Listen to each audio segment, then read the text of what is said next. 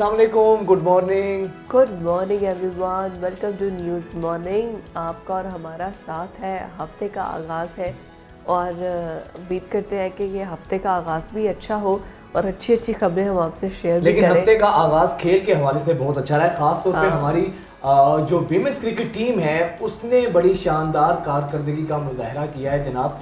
New Zealand की women's team को 9 wicket से शिकस्त दी है और Absolutely. बहुत शानदार खेल का मुजाहरा किया है। वैसे हम क्रिकेट को समझते हैं कि ये सिर्फ हमारे जो है ना मेल्स का ही खेल है, लेकिन हमारी खवातीन जो बैटर्स हैं, जो हमारी खवातीन खिलाड़ी हैं, ये भी किसी से कम नहीं है और इतनी ज़बरदस्त शिकस्त दी है पहले ही मैच में। आईसीसी ने, यही तो खूबसूरत बात है कि आईसीसी ने ये जो ख़वातीन और मर्दों का जो कॉन्सेप्ट है ना उसको ख़त्म कर दिया है।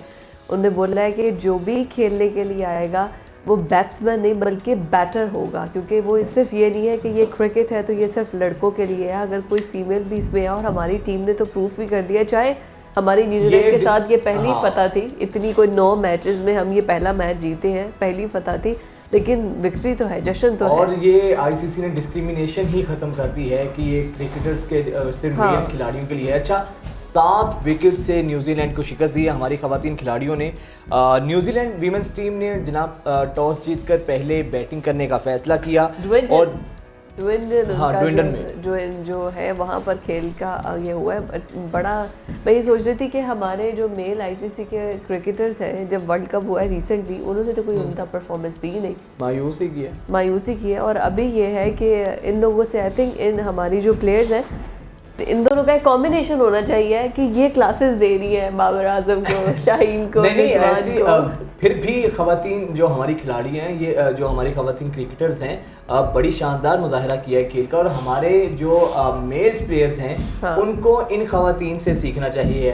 अब ऑस्ट्रेलिया में जो मैच होने जा रहा है तो ये मिसाल कायम करनी चाहिए है कि अगर हमारी खवातीन खिलाड़ियों ने मैच में कामयाबी हासिल की है तो अब हमारे मेल्स के ऊपर जो है ना उनका जिम्मेदारी भी ज्यादा बढ़ गई है, अब उनका फर्ज है। तो जनाब फातिमा सना ने बड़ी शानदार बॉलिंग की है और उनकी इस बॉलिंग के, जबकि दूसरी जानब शवाल जुल्फिकार हैं, उनकी जिम्मेदाराना बैटिंग और फातिमा की बॉलिंग ने इस मैच की कामयाबी में अहम किरदार अदा किया है। और इसी तरह आलिया रियाज ने बड़ी एग्रेसिव बैटिंग की है, 12 गेंदों पर 2 चौके और 1 छक्के की मदद से 25 रन बनाए हैं, वो नॉट आउट रही हैं।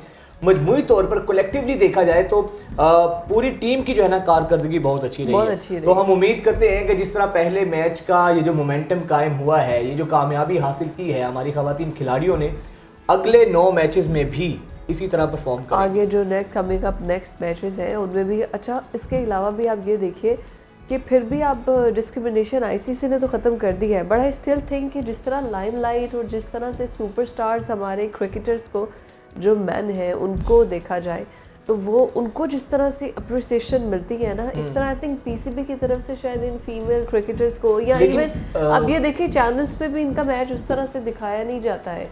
स्पोर्ट्स जो चैनल्स हैं वो भी उनको कोई, और देखे अगर वर्ल्ड कप चल रहा था या कोई इस तरह से, अब ऑस्ट्रेलिया के साथ हमारे टेस्ट क्रिकेट चलेंगे तो हर घंटे के बुलेटिन में आपको एक हेडलाइन जरूर नजर आएगी कि इतने मैच, इतने ओवर रह गए हैं, अभी तक इतना। अच्छा, ये चीज तो नेचुरल है कि अगर हम कहें कि उसी तरह से उनको कवरेज और वो जैसे मिले जैसे कि हमारे मेल्स को होती है, वो मेरे ख्याल से फिजिबल भी नहीं है, मुमकिन भी नहीं। क्यों? क्योंकि बेसिकली खिलाड़ियों का मेंस का गेम तो मेंस की है ना, खवातीन को दिया जाता है। आप ये देखें कि पीसीबी ने, आईसीसी ने खवातीन के सेंट्रल कॉन्ट्रैक्ट में तनख्वाहों का भी इजाफा किया था, उनको फैसिलिटीज सारी दी जा रही है, लेकिन ऑब्वियसली मेंस की गेम है बेसिकली ये, तो ऑब्वियसली उन्हें ही कवरेज मिलेगी, उन्हें ही वो मिलेगा। बट ये है कि जो कुछ होना चाहिए खवातीन को हर तरीके से उनको, अच्छा ये अगर ये शुरू से ही खेलने का कह दिया जाता, अगर कोई शुरू से ही मिथ ये होती कि ये खवातीन खेल रही हैं और मर्दों के लिए सिर्फ फुटबॉल है, और मर्द अगर इसमें एंटर होते तो क्या मर्दों को भी इतनी कम कवरेज मिलती? नहीं, बहुत सी ऐसी स्पोर्ट्स हैं आपकी जहाँ पे खवातीन को ज़्यादा कवरेज मिलती है। तो ये कैटेगरी आपकी बैडमिंटन है, बैडमिंटन में आपकी खवातीन को बहुत ज़्यादा कवरेज मिलती है। फिर ओलंपिक्स में आप देख लें, ओलंपिक्स में आप आई थिंक इंटरनेशनली बैडमिंटन में वुमेन रिकग्निशन ज़्यादा है, लेकिन पाकिस्तान में भी उसमें भी मेल ही है। एक तो ये है कि हमारे यहाँ पर एक तो लड़कियों का स्पोर्ट्स गर्ल होना और स्पोर्ट्स में आगे आना बड़ा मायूब सा समझा जाता है, बड़ा अजीब सा समझा जाता है। आई थिंक उसकी वजह से भी ऐसा होता है कि लड़कियाँ पीछे रह जाती हैं। फिर एक सोसाइटी का डायलेमा ऐसा है कि मेल डोमिनेटेड सोसाइटी है, तो ऐसा होता। अच्छा, ये सिर्फ यहाँ पर नहीं है, आई स्टिल रिमेंबर हमने अपने प्रोग्राम में ये खबर शेयर की थी कि ऑस्ट्रेलियन बोर्ड था जिसमें विमेन क्रिकेटर्स के हैरेसमेंट का सीन करना पड़ा था। फिर उन्होंने बताया कि हम 3 से 4 बार। अच्छा, ये इश्यूज ग्लोबली हैं, हर जगह पे आपको कहीं ना कहीं इश्यूज देखने को मिलते हैं। खैर, इस डिबेट से ज़रा बाहर निकलते हैं। ख़वातीन खिलाड़ियों ने अच्छा परफॉर्म किया तो आज उनको ही हम अप्रिशिएट करेंगे। अब ज़रा मर्दों की क्रिकेट की भी बात करते हैं। हमारी टीम ऑस्ट्रेलिया में मौजूद है। मैच तो जब होगा वो तो होगा, लेकिन उससे पहले जो एक म्यूजिकल चेयर पीसीबी में चल रही है, उतार चढ़ाव, कभी कोई आ रहा है, कभी किसी को निकाला जा रहा है। अब जिस तरह जनाब पाकिस्तान क्रिकेट बोर्ड ने साबिक क्रिकेटर सलमान बट को कंसल्टेंसी से बाहर कर दिया, उनको बाहर कर दिया। तो बाहर सवाल ये है कि पहले उनको इन किसने किया था? आपको हर चीज बाद में ही क्यों समझ आती है? हमारे बोर्ड में ना अब ये देखे, इंतजाम हमें छोड़ के चले गए, हमारा बॉलिंग कोच रिप्लेस कर दिया, फिर शाहिद आफरीदी की बातें आ रही थी, उनको नहीं किया, अब जाके ये सलमान बट को आउट कर दिया है। अच्छा, इस सब का रिजल्ट क्या है? बात ये है कि जब आप उजलत में फैसले करते हैं और उसके बाद आपको रियलाइज होता है, पहले भी फैसले कौन सा मेरिट पे इतने करते हैं, फिर बाद में भी करते हैं। चले, इंजमाम के उनकी तो समझ आती थी कि वर्ल्ड कप में अच्छी परफॉर्मेंस नहीं वो दे सके। सलमान बट के हवाले से आपको याद होगा, इनका एक स्कैंडल आया था और उसके बाद मैच फिक्सिंग के हवाले से तो वहाब रियाज ने कहा है कि जो पाकिस्तान के कोच हैं बॉलिंग के, उन्होंने कहा है, चीफ सिलेक्टर हैं, उन्होंने ये कहा है कि मैं मजीद नहीं चाहता कि इनका नाम मजीद बदनाम हो, तो इसलिए उनको बाहर ही करना है। अच्छा, उनको बाहर ही करना नहीं, उन्होंने कहा होगा कि बस हमारी टीम की जान छोड़े, मैं नहीं चाहता कि हमारी टीम मजीद बदनाम हो और अल्लाह का वास्ता है हमारी जान छोड़े। बंदा तो यही बनता है। इस वक्त हमारे साथ स्पोर्ट्स एनालिस्ट हमाद सिद्दीकी साहब मौजूद हैं। बहुत शुक्रिया हमाद साहब, वेलकम टू न्यूज़ मॉर्निंग।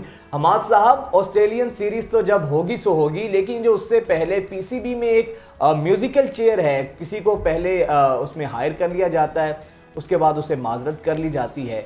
ये उजलत में फैसले कर रहे हैं, ये चल क्या रहा है? कंफ्यूजिंग चीजें हैं, बहुत ज्यादा कंफ्यूजन बहुत ज्यादा है इसमें।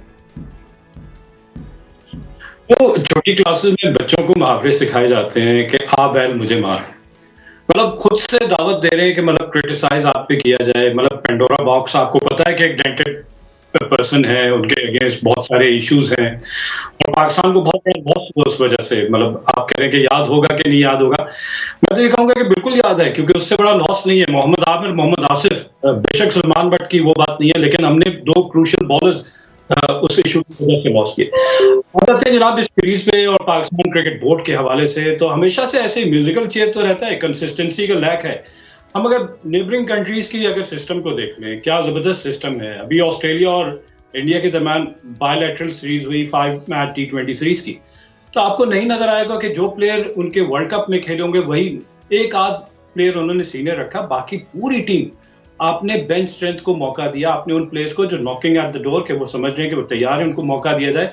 बेशक आप सीरीज हारे या जीते, ऑस्ट्रेलिया 4-1 से कल सीरीज हार गया, लेकिन उन्होंने अपने सारे उन प्लेयर्स को, हमारे यहाँ क्या होता है कि जो बोर्ड आता है वो अपनी नई पॉलिसी लेकर आता है। 3 महीने के लिए एक बोर्ड आया, 1 महीने 6 महीने के 1 साल के लिए आया, तो कंसिस्टेंसी को लैक कर रहे हैं। और फिर वही पर्सनल लाइक्स डिसलाइक्स, लॉबिंग, ये मेरे ग्रुप का बंदा है, ये मेरी इसके साथ फ्रेंडशिप है। लॉस किसको हो रहा है? लॉस पाकिस्तान क्रिकेट को हो रहा है, जो कि बिल्कुल भी नहीं होना चाहिए। तो ऐसे सेंसिबल लोग आने चाहिए क्रिकेट को रन करने के लिए, कि मतलब इन इश्यूज से तो हम कम से कम छुटकारा हासिल कर रहे हैं, कि हम गेम पे फोकस कर सके कि हमने इम्प्रूव कैसे करना है, हमने टॉप रेटेड टीम्स। लेकिन हमाद साहब ये चीज़ तो सर हम कहेंगे उनको, मेरा ये ख्याल है, आप शायद इससे एग्री करें, सलमान बट को उनसे माजरत करना, उनसे ओहदा वापस लेना, ये ज़्यादा अच्छा फैसला है कि रादर देन उनको जब इसके लिए शामिल किया गया था, क्योंकि आप मुल्क की बदनामी का बाइस बने हैं, पाकिस्तानी क्रिकेट को आपने बदनाम किया है, तो आप नहीं समझते कि ये वाला दूसरा स्टेप जो था इसको ज़्यादा अप्रिशिएट करना चाहिए? नहीं, दूसरा स्टेप अगर मर्जी से होता है तो मैं कहता जरूर आप उसको, जिस दिन उनको अपॉइंट किया था उसी दिन कह देते, मैं मान लेता बात। लेकिन ये तो फोर्स है। ये जब मीडिया पे सब बातें उठी हैं और लोगों ने कहा कि कैसे ऐसे हो सकता है कि एक बंदा जिसने आपके मुल्क की बहुत सारे, आप उस पर वर्ड नहीं यूज करना चाह रहा, उसके बावजूद आप उसको इतनी इंपॉर्टेंट रोल दे रहे हैं, पाकिस्तान कंसल्टेंट आप हायर कर रहे हैं, तो उसने क्या कंसल्टेंसी देनी अगर उसका ट्रैक रिकॉर्ड उठा के देख लें।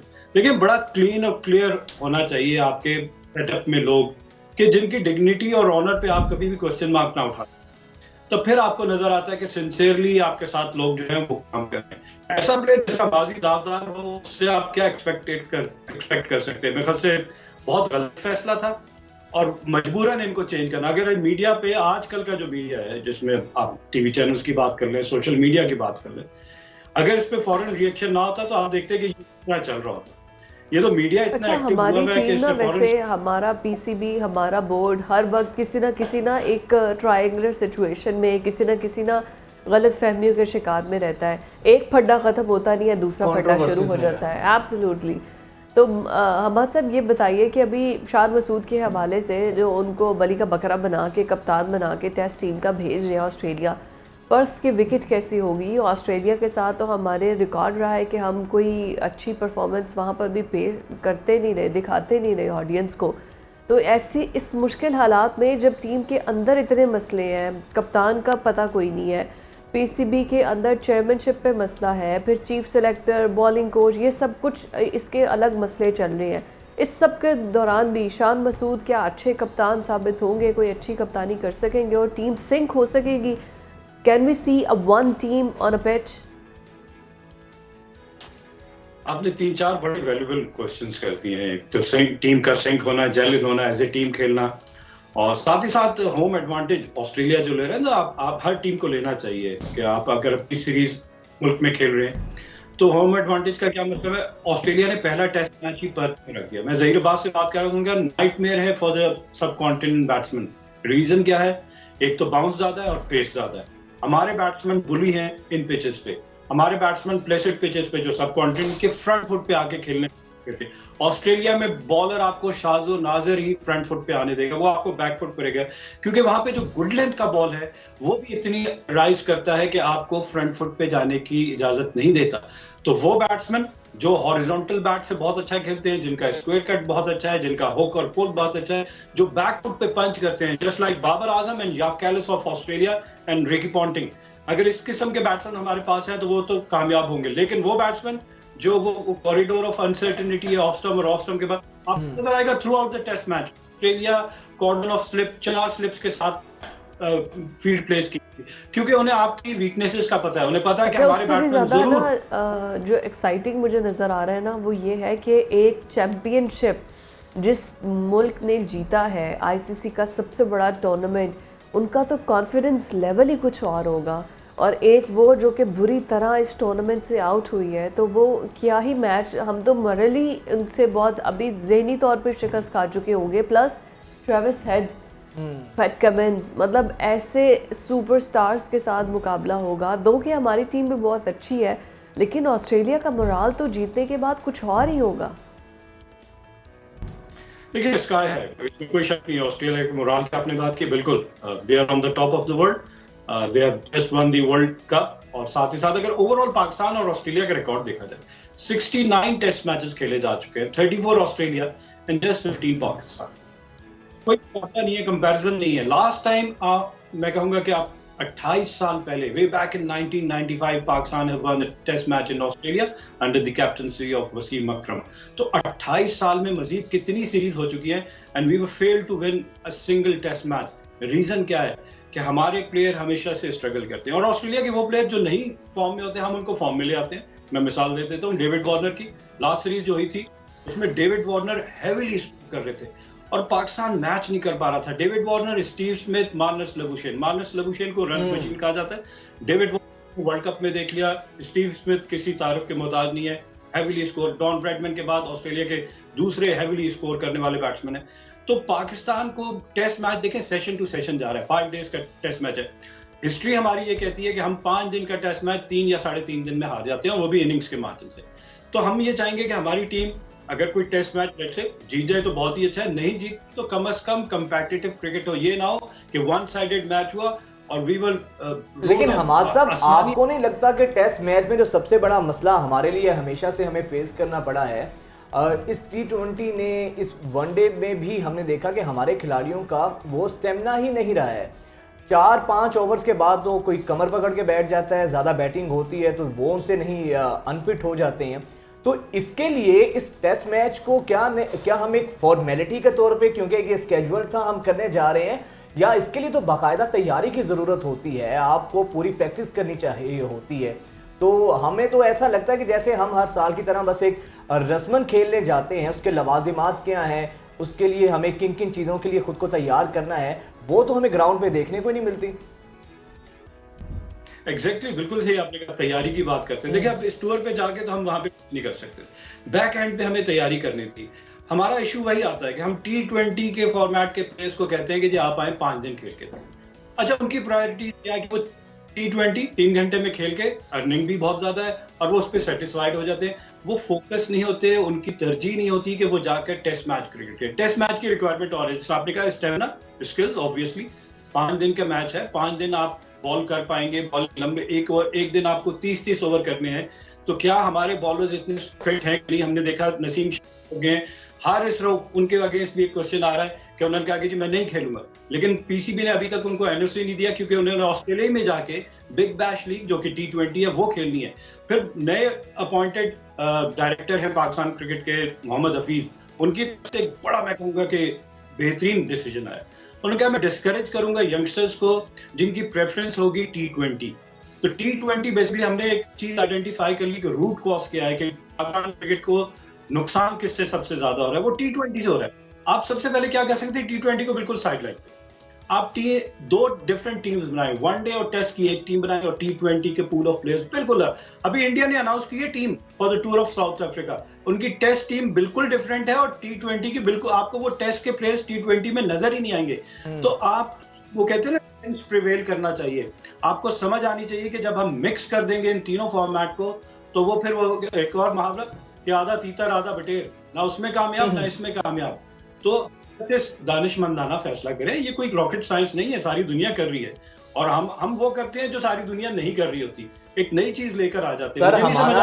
हमारा तो दानिशमंदाना फैसला आपने देखा नहीं है कि शान मसूद को कैप्टन बना दिया गया है कि उनकी इंग्लिश अच्छी है, तो इस दानिशमंदाना फैसले पे भी हम चाहेंगे जरा कोई कमेंट करें आप। उनकी कप्तानी के अंदर ये मैचेस हो रहे हैं, कैसे देखते हैं उनकी कैप्टनसी को?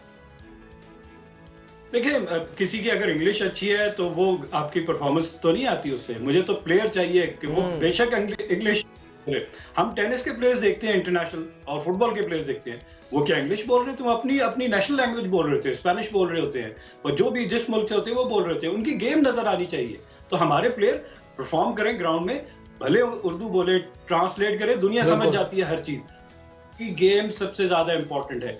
आपने शान मसूद को लेकर आए, बाबर आजम के ऊपर बहुत ज्यादा क्रिटिसिज्म था, चलें किसी हद तक ठीक भी होगा कई जगहों पे, लेकिन बाबर आजम ही की कैप्टनसी में आप नंबर 1 T20 के टीम बने। अभी अगर टेस्ट मैच की बात देख लें, इन श्रीलंका बाबर आजम की कैप्टनसी में आप 2 टेस्ट मैचेस लगातार जीते।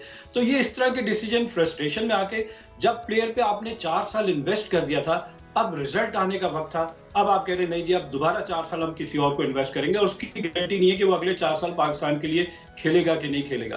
तो ये बहुत ज्यादा थिंक टैंक का इशू आ गया पाकिस्तान क्रिकेट बोर्ड का, जिस आपने शुरू में कहा कि म्यूजिकल चेयर है, कंसिस्टेंसी नहीं है स्ट्रेटजीज में, पॉलिसीज में, डिफाइन करना बहुत जरूरी है। बोर्ड चेंज होते रहे, लेकिन पॉलिसी को आप टाइम दें कि ये पॉलिसी है, इसको हम 3 साल एक्सपेरिमेंट करके देखेंगे कि ये कामयाब होती है या नहीं होती। बिल्कुल आपने सही कहा है कि ये कामयाब होती है या नहीं होती है। सर लास्टली कमेंट कीजिएगा हमाद साहब, इस सीरीज को लेकर अब ये मैचेस शुरू होंगे, तो किस खिलाड़ी से आपको ज़्यादा तवक्को है या आप समझते हैं कि फॉर अ टेस्ट सीरीज, इस टेस्ट फॉर्मेट के अंदर हमारा ये जो खिलाड़ी है ये हमें बेहतर रिजल्ट दे सकता है? एंड प्लस असद शफीक जो उनको एज अ सेलेक्टर बना के भेजा जा रहा है, उनकी परफॉर्मेंस पर क्या कहेंगे? एज अ टेस्ट प्लेयर भी क्या उनके भी जो डिसीजंस होंगे it could be beneficial for the team? देखिए, असद शफीक तो मैं तो चाहता इस टीम में होते, क्योंकि डोमेस्टिक क्रिकेट की जब हम बात करते हैं, कायद आजम ट्रॉफी में इस साल उन्होंने बड़ा हैवीली स्कोर किया और उनका ऑस्ट्रेलिया 140 लास्ट सीरीज में उन्होंने ही स्कोर किया था, ऑलमोस्ट टेस्ट मैच जिता गए थे सिडनी में, लेकिन अनफॉर्चुनेटली तो उनको अब थिंक टैंक में शामिल कर दिया है। एक प्लेयर जिसको टीम में होना चाहिए था उसको हमने थिंक टैंक में बहुत अर्ली उसके हवाले से डिसीजन, या उसके साथ कंसल्टेशन के साथ किया है या उसको वैसे ही कह दिया कि जी आपको हम नहीं कंसिडर कर रहे, अब आप जरा थिंक टैंक में आ जाए। ये भी आप भी सामने आएगी थोड़े दिनों में। आप कह रहे हैं किससे ज्यादा एक्सपेक्टेशन होनी चाहिए? देखिए, Babar Azam no doubt world class batsman है, and he also scored 196, highest score उनका against Australia at Karachi, test match उन्होंने बचा लिया था। तो बाबर आजम तो सबसे पहले। उसके अलावा जो अपकमिंग स्टार्स हैं, मैं चाहूंगा कि अब्दुल्ला शफीक ने पाकिस्तान में और साउथ अफ्रीका में, इवन वर्ल्ड कप में, श्रीलंका में टेस्ट सीरीज में बहुत अच्छा परफॉर्म। तो ऑस्ट्रेलियन पिचेस पे मैं देखना चाहूंगा कि अब्दुल्ला शफीक कितना अच्छा परफॉर्म करते हैं। उन पे बहुत ज्यादा बैक करूंगा, क्योंकि हमारे ओपनर्स अगर अच्छा स्टार्ट देंगे तो बाकी बैटिंग के ऊपर से प्रेशर कम हो जाता है। लेकिन अगर ओवर में आउट हो जाते हैं, 3 विकेटें गिर जाती हैं हमारे 10-15 रन में, जो रिकॉर्ड है, जो ट्रैक रिकॉर्ड है, तो हम तो क्रम्बल कर देते हैं, इवन 150 ऑल आउट कर लेते हैं।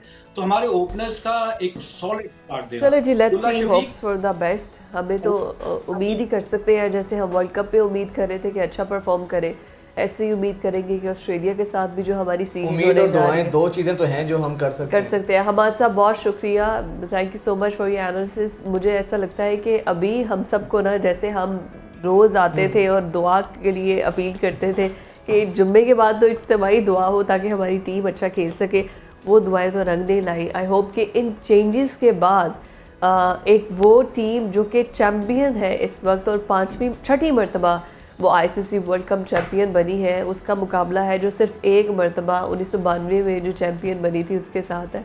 लेकिन इसके बावजूद हमारी टीम को हल्का नहीं लेना चाहिए। बहुत अच्छे खिलाड़ी मौजूद हैं। हाँ, इसमें कोई शक नहीं है, अच्छे खिलाड़ी मौजूद है। बट ये है कि हार जीत की बात नहीं है, आपने खेलना इस तरीके से है, हार जीत होगी बट मुकाबला होना चाहिए, मज़ा आना चाहिए गेम देखने का। अब देखते हैं क्या होता है। हम आपसे मिलते हैं ब्रेक के बाद।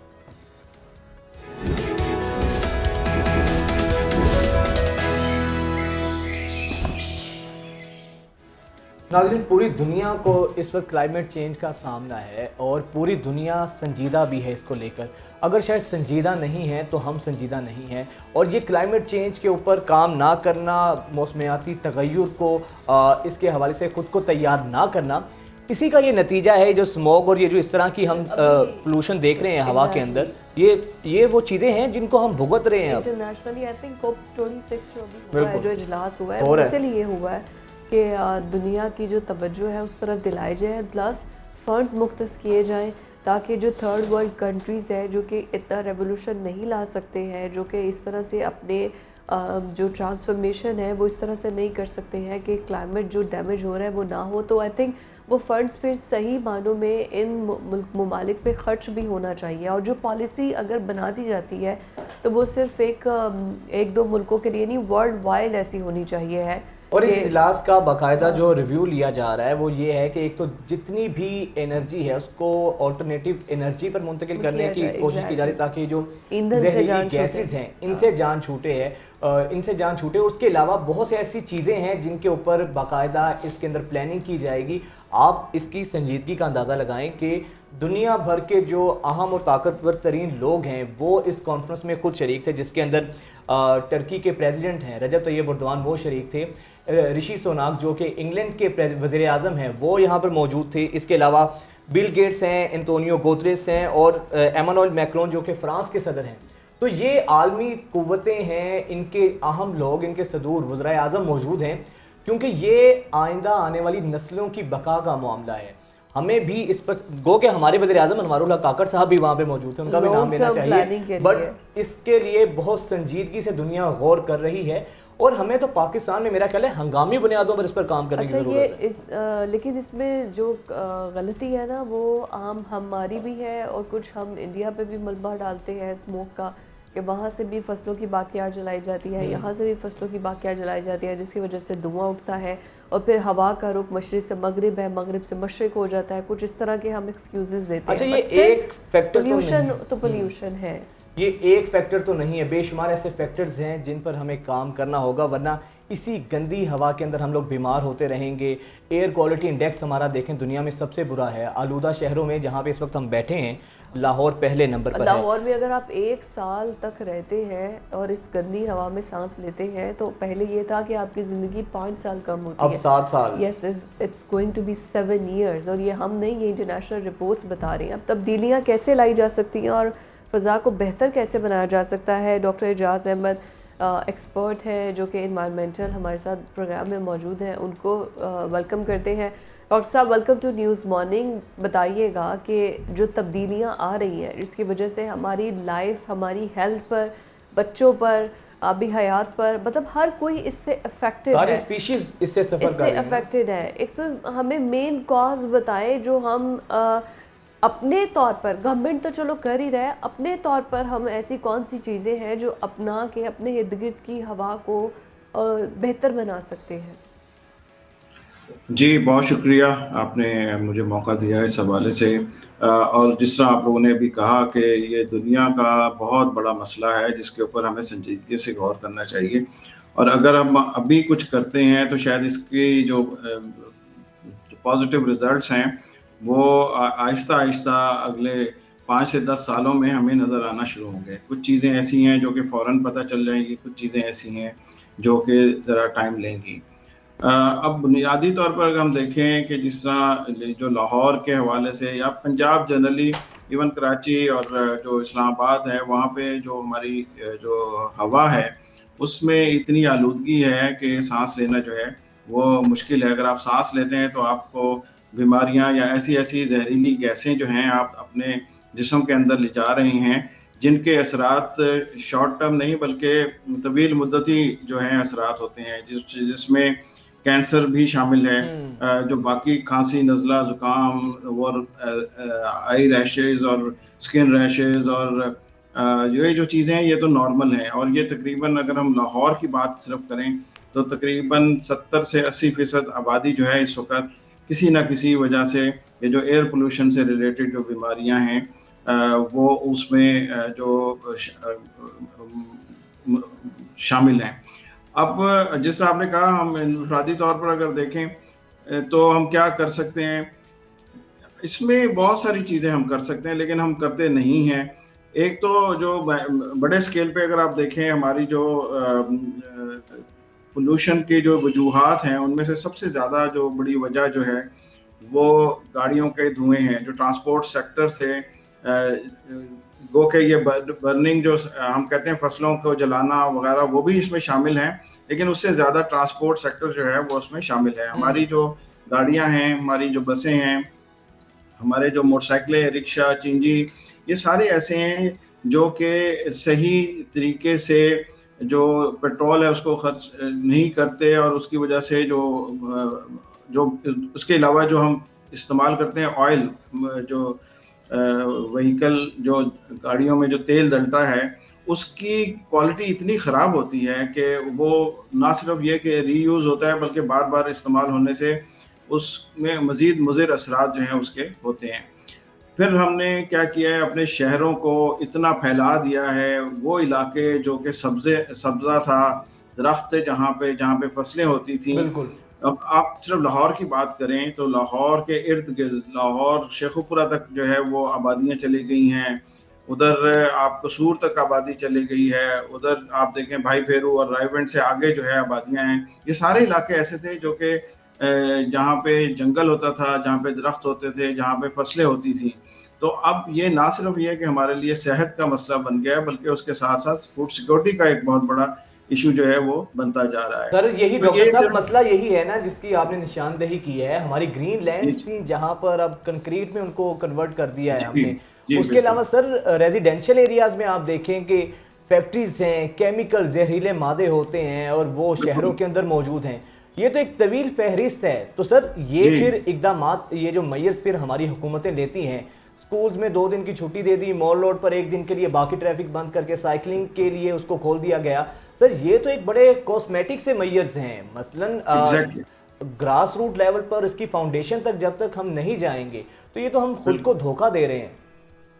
बिल्कुल मैं आपसे 100% एग्री करता हूँ कि हमें ऐसे इक़दामात की ज़रूरत है जो अब देरपा असरात जो हैं वो दिखाएं। ये 1 दिन के लिए, 2 दिन के लिए, बाज़ जैसे कुदरत ने अगर हमें सपोर्ट की, बारिश होगी, उसकी वजह से जो डस्ट है, जो पार्टिकल्स हैं वो बैठ जाते हैं, हफ्ता 10 दिन वो बैठे रहते हैं, उसके बाद फिर दोबारा जब मूवमेंट होती है गाड़ियों की तो वो फिर दोबारा फ़िज़ा में जो है वो आ जाती हैं। लॉन्ग टर्म के हवाले से तो पॉलिसी भी बनी थी 2018-17 में, जो स्मॉग की पॉलिसी बनी थी उस पर अमल दरामद बहुत ही कम हुआ। देखें, जो गाड़ियों का जो धुआं है, अगर उसी को कंट्रोल कर ले तो हम तकरीबन अपना 60 से 70% जो है वो जो स्मोक है, जो एमिशन है, उसको हम कंट्रोल कर सकते हैं। मैं लाहौर के हवाले से ख़ास तौर पर बात कर रहा हूँ, क्योंकि सबसे बड़ा जो मसला है वो लाहौर है, वहीं से इधर उधर डिस्ट्रीब्यूट होता है उसके इर्द गिर्द। फिर गवर्नमेंट की ऐसी पॉलिसीज जैसे इंडस्ट्रीज हैं, अब इंडस्ट्रीज को नेशनल एनवायरमेंटल क्वालिटी स्टैंडर्ड्स मौजूद हैं, जिनके वो ताबे हैं, उनको इस चीज़ पे जो है टेक्नोलॉजी को लेकर आना है कि जो हम हवा में जो आलूदगी फैला रहे हैं उसको किस तरह मिनिमाइज कर सकें। अच्छा, ये सिर्फ पाकिस्तान का मसला नहीं है, दुनिया भर में ये मसाइल हैं। और ये माहौल जो होता है ना, ये सारा का सारा जितना भी, जब भी अब आपकी गैसेज हैं वो फिजा में जाती हैं, जो कि मूव करती रहती हैं। जिस तरह अभी आपने पहले भी कहा था कि ये जो जैसे इंडिया में अगर बर्निंग होती है उसके असरात पाकिस्तान में होते हैं, पाकिस्तान में जो बर्निंग होती है, हवा का रुख अगर उस तरफ हो तो वो वहाँ पे भी होते हैं। तो ग्लोबल कम्युनिटी जो है उसको भी कंसर्न, आज से चंद साल पहले तक उनको कंसर्न नहीं था। हम पाकिस्तान की, अगर हम वैसे टोटल एमिशन, वो कि पाकिस्तान में एमिशंस तो बहुत ज़्यादा होती हैं, लेकिन ग्लोबल जो एमिशंस हैं उसके हवाले से अगर हम देखें तो 1% भी नहीं, 0.8% जो है हमारा कंट्रीब्यूशन है। अच्छा, ये लेकिन डॉक्टर साहब, जो COP28 इजलास हुआ अभी तक तो जारी है, 12 दिसंबर तक जारी रहेगा। अब इसमें 197 ममालिक इकट्ठे बैठे हैं। अच्छा, एक बात पर सब मुत्तफिक हैं, हालिया जब सैलाब की रिपोर्ट भी पेश की गई, हमारे वज़ीर आज़म ने सारा उनको डिस्क्राइब भी किया, तो इस बात पर तो सारे एक ही बात पर मुत्तफिक हैं कि पाकिस्तान जो है वो जो सफ़े अव्वल के ममालिक हैं उनमें शामिल है, जो कि सबसे ज़्यादा माहौलियाती आलूदगी से मुतासर हो रहा है। मतलब पहले दूसरे नंबर पर पाकिस्तान को कई स्टैंड किए।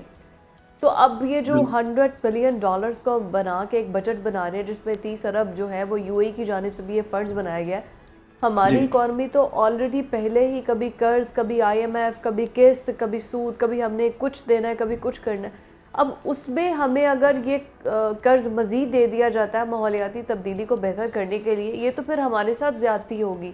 तो इस हवाले से भी क्या इंटरनेशनली क्या ऐसी कुछ रिफॉर्म्स लाई जा रही हैं कि चाहे वो खुद आकर इन्वेस्टमेंट कर दें या खुद आकर ये सब कुछ कर लें, अगर वो हमें फंड्स नहीं भी देना चाहते, बजाय कि हमें उधार दें, उधार का फिर वो इंटरेस्ट लें, वो तो फिर बेनिफिशियल है। इसमें दो तरह के मैकेनिज्म है। ये जो है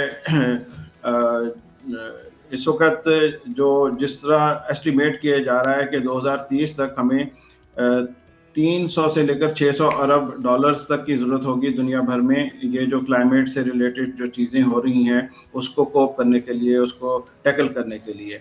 अच्छा, सिर्फ अगर हम देखें, ये जो फंड अभी बना है, ये पिछले काफ़ी अरसे से इसके ऊपर बातचीत चल रही थी, लेकिन जो इंडस्ट्रियल जो वेस्टर्न कंट्रीज़ हैं या जो नॉर्थन जो कंट्रीज़ हैं, नॉर्थ अमेरिका है जैसे, या कनाडा है या यूरोप है, ये इस चीज़ को पहले रिकग्नाइज ही नहीं कर रहे थे कि क्लाइमेट चेंज एक इशू है। ये एफर्ट पाकिस्तान उसमें काफ़ी लीडिंग रोल था, जिसमें ये एफर्ट की गई कि ये एक इशू है और उससे दुनिया के लोग मुतासिर हो रहे हैं। पाकिस्तान, जिस तरह आपने कहा, कि ऐसे ममालिक में शामिल है जो कि सबसे ज़्यादा मुतासिर हो रहा है, और पिछले 10 साल से ज़्यादा ऐसा हो गया है कि हर साल पाकिस्तान टॉप 10 कंट्रीज़ में शामिल होता है जो सफ़र कर रहे हैं क्लाइमेट के हवाले से। तो उस चीज़ को रियलाइज़ करने के लिए ये हुआ। कैटेगोरिकली मैं आपसे पूछूं कि आइंदा आगे आने वाले 10 सालों में सिर्फ पाकिस्तान की बात करें तो कौन से ऐसे शदीद ख़तरात हैं जो कि लाहक हो सकते हैं अगर हमारी गवर्नमेंट अभी भी सीरियस नहीं होती है, या आवाम अभी भी क्लाइमेट चेंज के हवाले से कोई इसको सीरियस इशू नहीं समझती? ऐसे अगर आप कुछ बता सके कि सिर्फ एक डेकेड, ज़्यादा नहीं, सिर्फ एक डेकेड की बात करें तो क्या हमें मज़ीद जो है वो मौसमी असरात फेस करने पड़ सकते हैं? जी बिल्कुल, ये असरात हमारे जो अभी भी हम फेस कर रहे हैं ये कंटिन्यू रहेंगे, जिसमें सैलाब सबसे ज़्यादा जो है वो है। उसके बाद जब ये एक पाकिस्तान की जो जो फिज़िकल सिचुएशन है वो ऐसी है कि एक तरफ सैलाब आ रहे होते हैं, दूसरी तरफ जो है कहत साली का जो है वो सिलसिला चल रहा होता है। हमारे बलूचिस्तान में जब पंजाब और सिंध में सैलाब आ रहे थे, बलूचिस्तान में कहत था, ड्राउट थी। तो जो अगले 10 साल में ये सैलाब की फ्रीक्वेंसी और जो इंटेंसिटी, उसकी शिद्दत और उसकी जो होने सैलाब के आने के जो तवक्कुआत हैं वो बढ़ती जाएंगी। गर्मी की शिद्दत बढ़ेगी, सर्दियों की शिद्दत भी बढ़ेगी। सर्दियाँ तो ये वैसे ही ऐसे सर अब 1-2 माह की मेहमान है, दिसंबर शुरू हो चुका है तो पता जी, ही नहीं है, कोई लेकिन खबर ही लेकिन नहीं है। लेकिन उसकी शिद्दत असल में वो फिर यही है ना कि अब जो सर्दियां हैं अभी लेट शुरू होंगी और वो बहुत ज़्यादा होंगी। ये आप देखें पिछले से पिछले साल आपका मार्च, अप्रैल, मई जो गर्म तरीन महीने जो हैं वो थे, और जून जो है उसका टेम्परेचर आम जून से जो एवरेज टेम्परेचर था वो कम था। तो ये अनप्रिडिक्टेबिलिटी जो है वो बढ़ जाएगी। और जो सैलाब जो हैं उनकी शिद्दत और तूफान जो साइक्लोन्स हैं उनकी शिद्दत में इजाफा होगा, जिसकी वजह से क्या होगा, ये गर्मियों की शिद्दत में जब इजाफा होता है तो आपकी फसलें, जो आपका फूड सिक्योरिटी का इशू है वो बढ़ जाएगा, क्योंकि फसलों की जो सही वक्त पे काश्त जो है वो नहीं हो सकेगी, सही वक्त पे जो है वो उनकी प्रोडक्शन नहीं होगी, तो अल्टीमेटली जो है वो सफर करेगा। लेकिन डॉक्टर साहब फिर दूसरी चीज ये है ना, जिनकी आपने निशानदही तो की है, हमारी हुकूमतें, अब हमारे लिए पानी का भी बहुत बड़ा मसला है।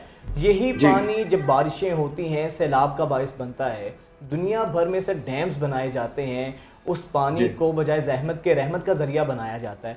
हमारे यहाँ वो पानी तो रिस्टोर करके हमारे लिए काबिल इस्तेमाल हो सकता है, लेकिन वो तबाही फैलाता है। हमारे कितने देहात ऐसे होते हैं जो मलिया मेट हो जाते हैं, माल मवेशी बह जाते हैं, लोग अपनी जानों से जाते हैं।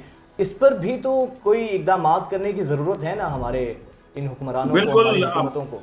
बहुत अच्छा पॉइंट। हमारे पास जो है वो मेरे ख्याल में 90 दिन का भी स्टोरेज नहीं है, और जिस हिसाब से पानी की आपने जिस तरह अभी पॉइंट आउट किया कि पानी की कमी जो है वो बढ़ती जा रही है, और गर्मियों में तो बहुत सारे इलाकों में जहाँ पे अभी पानी इस वक्त है वो पानी जो है वो नहीं अवेलेबल होता। अब इसमें हम जो जितनी भी प्लानिंग होती है सोचते हैं वो लार्ज डैम की बात करते हैं।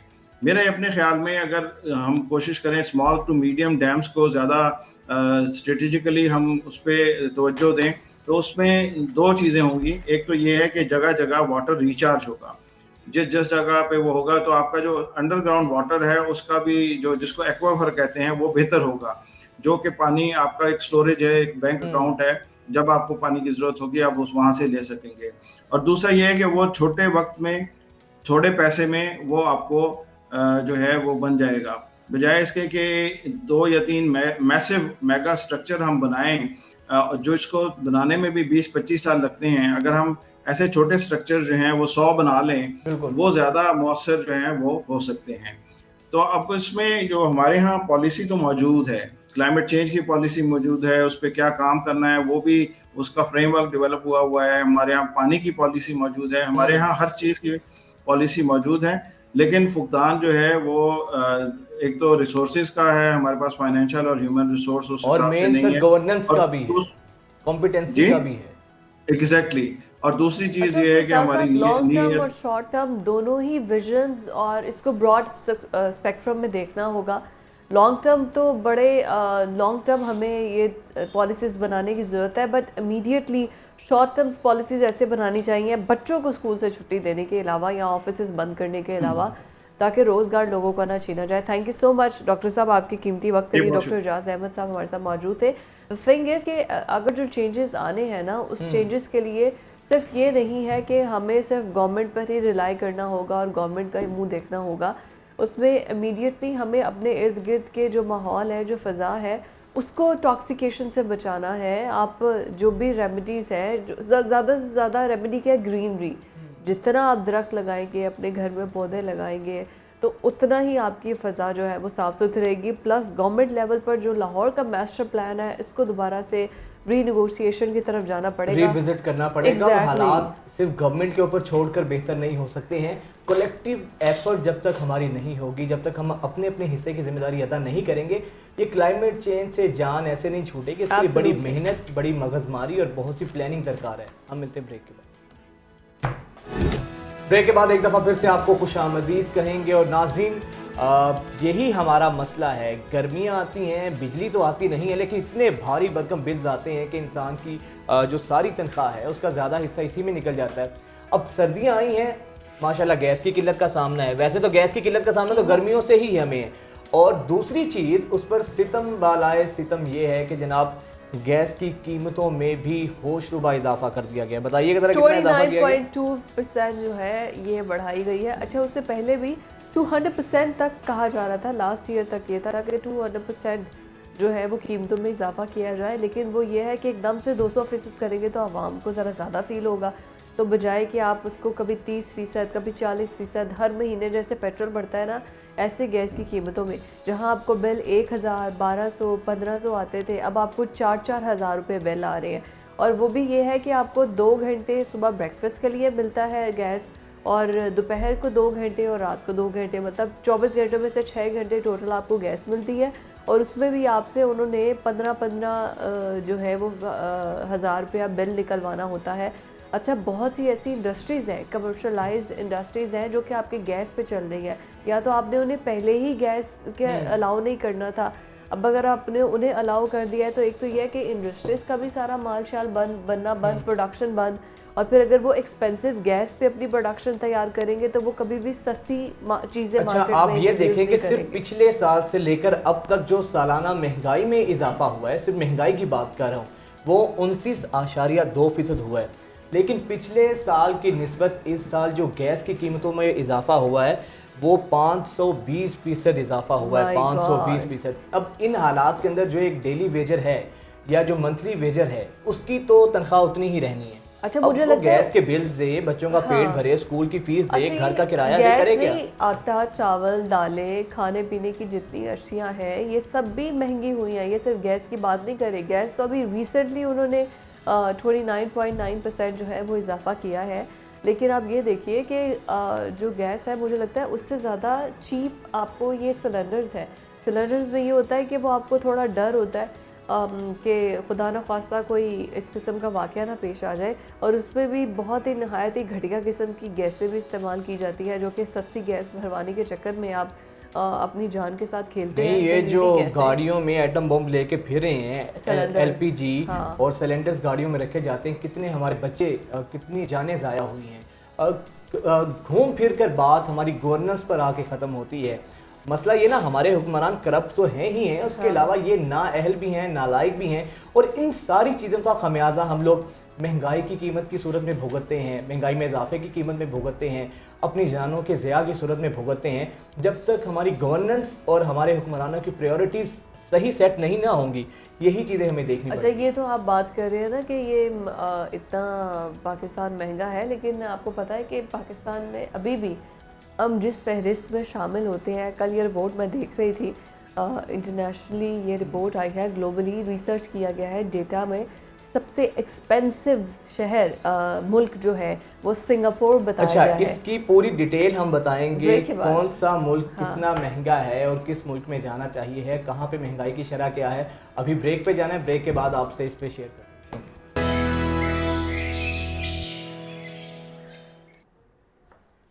ब्रेक के बाद आपको खुशरामदीद कहते हैं, और अभी जिस इशू पर हम बात करने जा रहे हैं वो है मुआशरती रवैयों के हवाले से। हमारी सोसाइटी के अंदर एक फैमिली सिस्टम है जो कि हमारा दीन ने भी हमें दिया है और सोसाइटी ने भी हमें दिया, और हम सब आपस में फैमिलीज़ जो है वो इकट्ठे एक साथ रहते हैं। हमारा जो स्ट्रक्चर है वो वेस्ट से बिल्कुल अलग है, और हमारा जो ब्रॉटअप है, जो माइंडसेट है, वो भी वेस्ट से बिल्कुल अलग है। लेकिन अब बहुत सी ऐसी चीज़ें हैं जो कि वेस्ट से सिंक हो रही हैं और हमारे माशरे के अंदर ट्रांसफ़र हो रही हैं, जिसमें से डिवोर्स एक ऐसी चीज़ है जो कि नापसंदीदा अमल माशरे के लिए भी समझा जाता है, और हमारा दीन भी कहता है कि ये सबसे नापसंदीदा अमल है।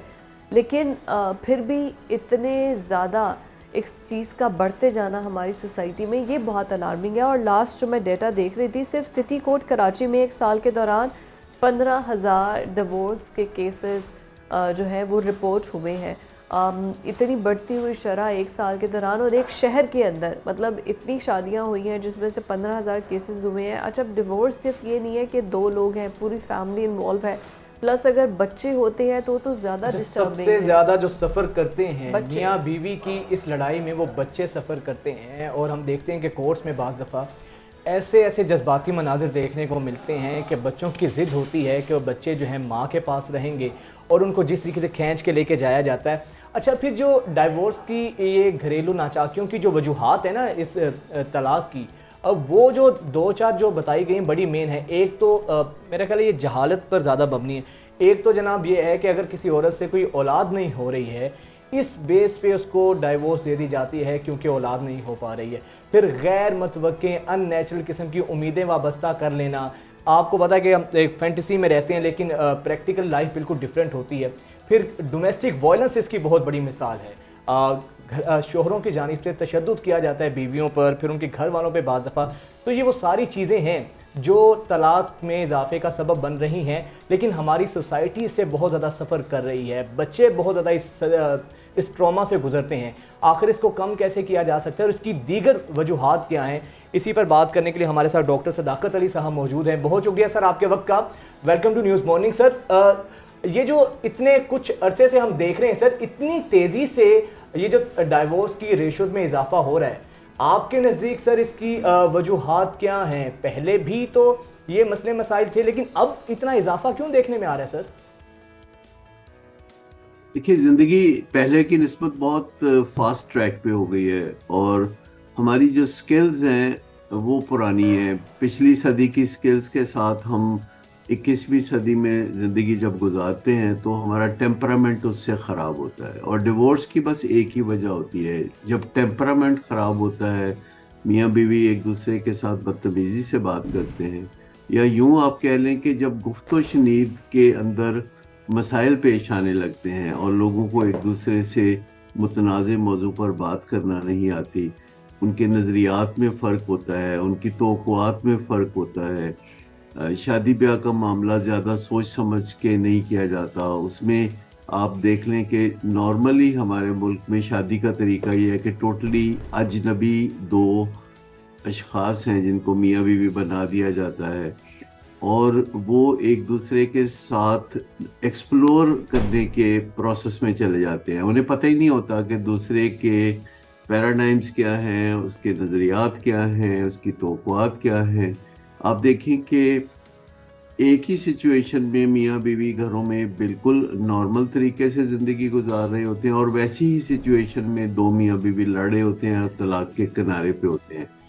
4 बुनियादी वजूहात हैं जिससे कि तलाक तक नौबत पहुँचती है।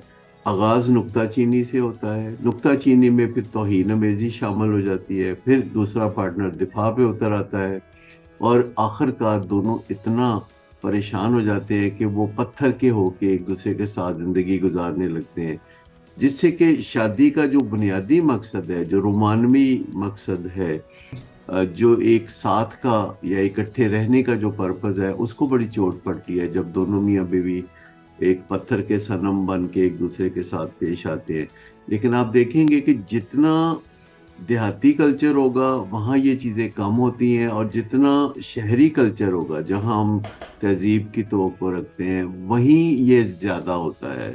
जितना बड़ा शहर वहीं ज़्यादा तलाकों की शरह। तो पाकिस्तान में तलाकों की शरह देख लीजिए, कराची में सबसे ज़्यादा और फिर लाहौर में, लेकिन शेखुपुरे में कम और शेखुपुरे से दूध चक गाबे 42 में जो है। सदाकत साहब, फिर एक इसमें ये भी राय पाई जाती है ना कि पहले जो हमारे बड़े से पेरेंट्स थे तो उनके घर में लड़की को कहा जाता था कि अब तुम जा रही हो, तुमने मर के ही यहाँ पर आना है, नाराज़ होकर नहीं आना।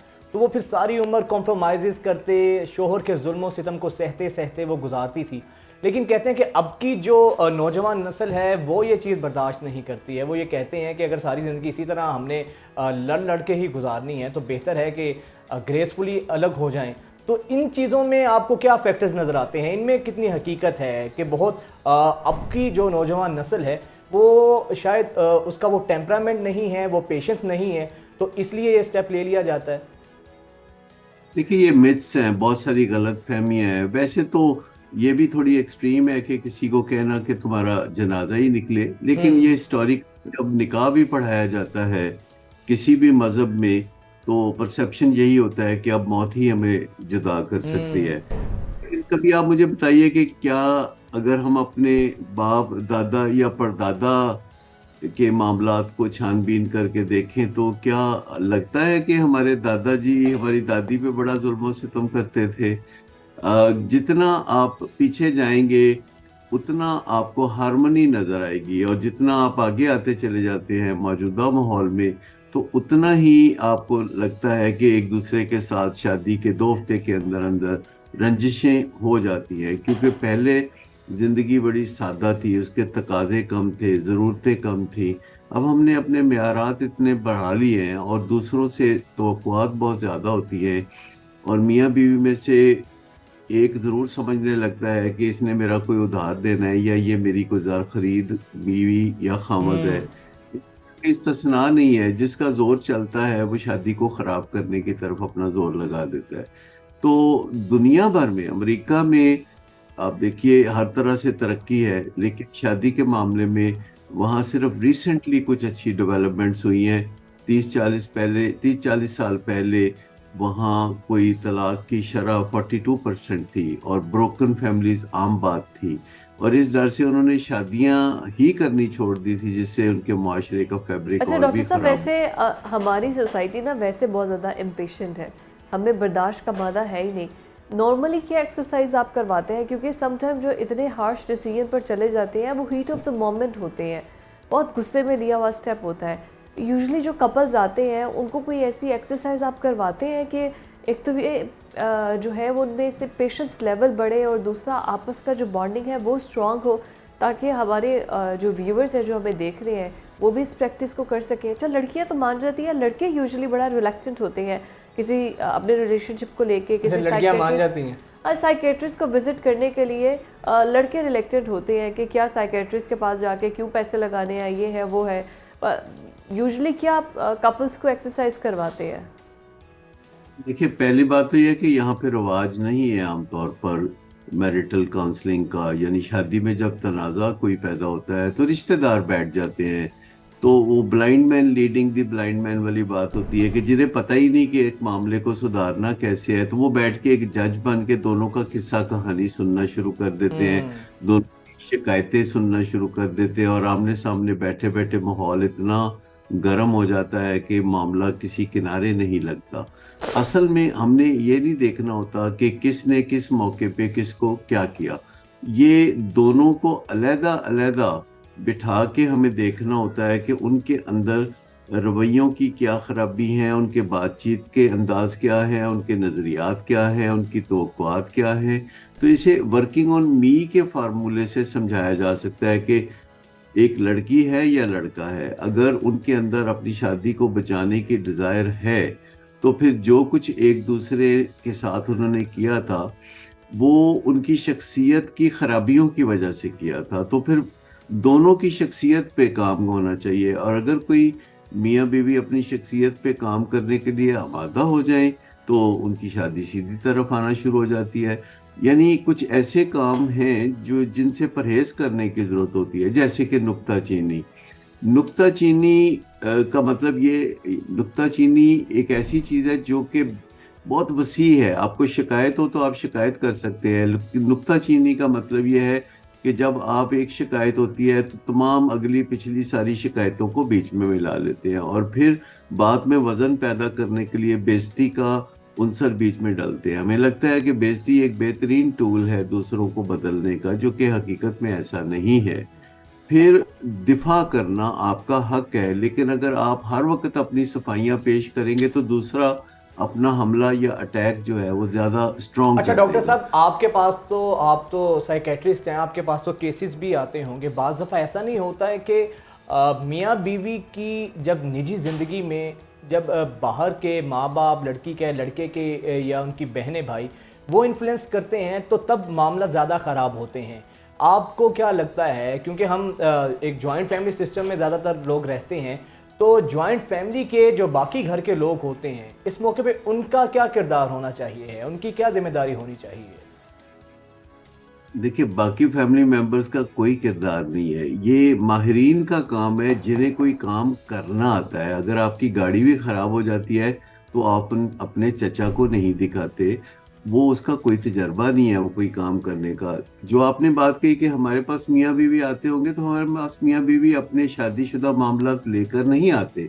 हमारे पास बुनियादी तौर पर जो मेरा शोबा है जिसमें लोग अपने नशे के इलाज के लिए या शराबियत के इलाज के लिए आते हैं, तो चूँकि उनकी ज़िंदगी मियाँ बीवी वाली भी ख़राब हुई होती है और जिंदगी में बहुत चोट पड़ी होती है, तो ये उस निसाब का हिस्सा है कि जब हम किसी की मदद करते हैं नशा छोड़ने में, तो उसकी इल्लतों पर भी काम करते हैं कि उसे बातचीत करना सिखाते हैं, उसे बताते हैं कि आपने बातचीत कितनी देर करनी है। जैसे मियाँ बीवी अगर चाहते हैं कि उनके मामलात ख़राब ना हो, तो कभी भी वो मुतनाज़ बातचीत को 2-3 मिनट से आगे लेके नहीं जाना चाहिए, क्योंकि फिर खराबी पैदा होनी शुरू हो जाती है। शुरू शुरू में आपको जो ही आपकी टोन खराब हो, जो ही आपको लगे कि फजा साजगार नहीं रही, तो आप 2 घंटे के लिए कह के कि हम इस बात को शाम को कर लेंगे, ज़रा मुझे सोचने का मौका चाहिए, बातचीत किसी किनारे नहीं लग रही। और अगर हम बातचीत करें तो ये ख्याल ज़्यादा ज़रूरी है, मसले को हल करने की निस्बत ये नुक्ता ज़्यादा ज़रूरी है कि फ़ज़ा जो है वो साजगार रहे, ताकि हमारे दरमियान बातचीत है वो उसका खौफ ना पैदा हो जाए कि बात करेंगे तो धमाका हो जाएगा। ज़्यादातर जो खराबी पैदा होती है वो बातचीत से नहीं होती, वो खामोशी से हो जाती है, जब चुप तान लेते हैं लोग और बिल्कुल बोलते नहीं हैं और बदतमीजी की हद तक खामोश होके मुख्तसर जवाब देते हैं। तो ये कम्युनिकेशन की खराबियां हैं। हमें लगता है कि अगर हम बातचीत कर सकते हैं तो इसका मतलब है कि काफ़ी है, लेकिन मैं समझता हूँ कि आज के ज़माने में जब हम महज़ब ज़िंदगी गुजारते हैं, शहरों में रहते अच्छा हैं। डॉक्टर साहब, यूजुअली हम ये देखते हैं कि पहले एक आम कॉन्सेप्ट सा था कि लव मैरिजेस को कहा जाता था कि उनमें बहुत ज़्यादा डिवोर्स रेशो पाया जाता है, लेकिन अब तो आई थिंक हम इस कैटेगरी से निकल आए। अब तो यूजुअली वैसे ही बहुत ज़्यादा, चाहे वो अरेंज्ड है चाहे वो लव मैरिज है, डिवोर्स रेशो बढ़ रहा है।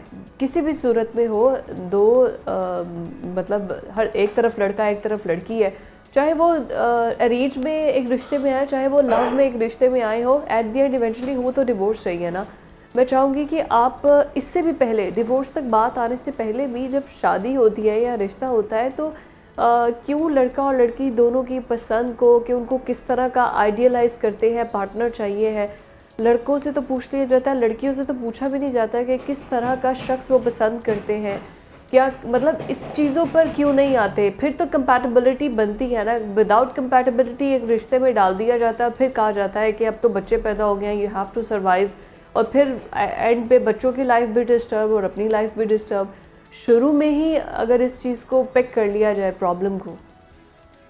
देखिए, अरेंज मैरिज तो वैसे ही तुक्के बंदी है ना, तो उसमें तो ऐसे ही है कि खरबूजा अगर मीठा निकला है तो ठीक, वरना आपको खाना तो पड़ेगा ही, अब आप फेंक तो लेकिन जो लव मैरिज है ये फितरी तरीका है, जिसे हम पसंद की शादी कहेंगे। एटलीस्ट आपको एक अच्छी बिगनिंग मिल जाती है। लेकिन मैं आपको बताऊं कि दुनिया में कोई मियाँ बीवी नहीं होते जिनके दरमियान तनाज़ात पैदा नहीं होते। तनाज़ात हर मियाँ बीवी के दरमियान पैदा होते हैं, और उन तनाज़ात को हल करने के लिए कुछ ना कुछ स्किल्स की हमें बहरहाल ज़रूरत होती है। और मियाँ बीवी के दरमियान जो भी तनाज़ात पैदा होते हैं, उनमें से 2/3 यानी हर 3 में से 2 तनाज़ात जो है वो फौरी तौर पर हल नहीं हो सकते, वो मुस्तकबिल में कभी हो सकते हैं। लेकिन जो 3 में से 1 तनाज़ा है वो फौरी तौर पर जल्दी हल हो सकता है। हम उसे छोड़ के उन 2 के साथ डॉक्टर साहब आप मशवरे दे सकते हैं, हम इस पर बात कर सकते हैं। ठीक है, बहुत शुक्रिया डॉक्टर साहब आपके वक्त का। असल चीज़ यही जो डॉक्टर साहब ने कही है कि हम लोग शायद इमोशनल बहुत ज़्यादा हो गए हैं, और कोई भी फैसला आपको जज्बातियत की बुनियाद पर नहीं करना चाहिए, वरना फिर होता यही है, लम्हों की ख़ता होती है और बरसों उसकी सदा पाते हैं। तो इस चीज़ का हमें ख्याल रखना चाहिए। नाज़रीन, ब्रेक के बाद आपसे मिलते हैं।